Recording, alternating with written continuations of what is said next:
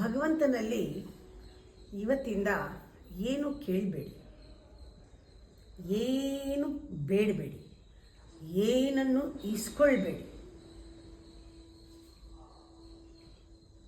ಇನ್ನು ಏನು ಮಾಡಬೇಕು? ನಿಮ್ಮ ಪ್ರೇಯರು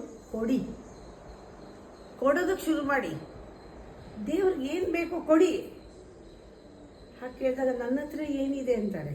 ದೇವ್ರಿಗೆ ಕೊಡೋಕ್ಕೆ ನನ್ನ ಹತ್ರ ಏನಿದೆ? ಎಲ್ಲ ಅವಂದೇ ಅಲ್ವಾ, ಏನಿದೆ ಕೊಡೋಕ್ಕೆ? ಇದು ಕಂಜೂಸಿತನ.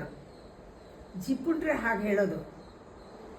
ದೇವರಿಗೆ ನಿಮ್ಮ ಸಂಸಾರ ಕೊಡಿ, ನಿಮ್ಮ ಅಸೆಟ್ಸ್ ಕೊಡಿ, ನಿಮ್ಮ ಆಸ್ತಿ ಕೊಡಿ, ನಿಮ್ಮ ಬ್ಯಾಂಕ್ ಬ್ಯಾಲೆನ್ಸ್ ಕೊಡಿ, ನಿಮ್ಮ ಮಕ್ಕಳನ್ನ ಕೊಡಿ, ಮೊಮ್ಮಕ್ಕಳನ್ನ ಕೊಡಿ, ಎಲ್ಲರದ್ದು ಒಂದು ಪಾದಕ್ಕೆ ಹಾಕ್ಬಿಡಿ.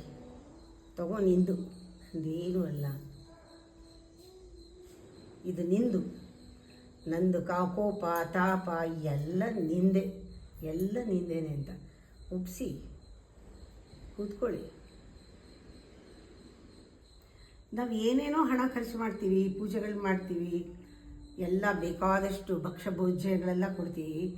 ಇವತ್ತು ಪರಮಾತ್ಮ ನಾನು ಇದೆಲ್ಲ ಏನೂ ತಂದಿಲ್ಲ, ನನ್ನನ್ನೇ ತಂದಿದ್ದೀನಿ, ನಿನ್ನ ಪಾದದಲ್ಲಿ ಹಾಕ್ತೀನಿ.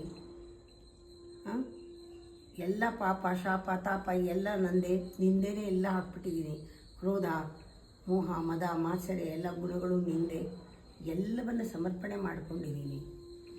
ಎಲ್ಲ ಕೊಟ್ಬಿಡಿ, ಏನನ್ನೂ ಇವತ್ತಿಸ್ಕೋಬೇಡಿ.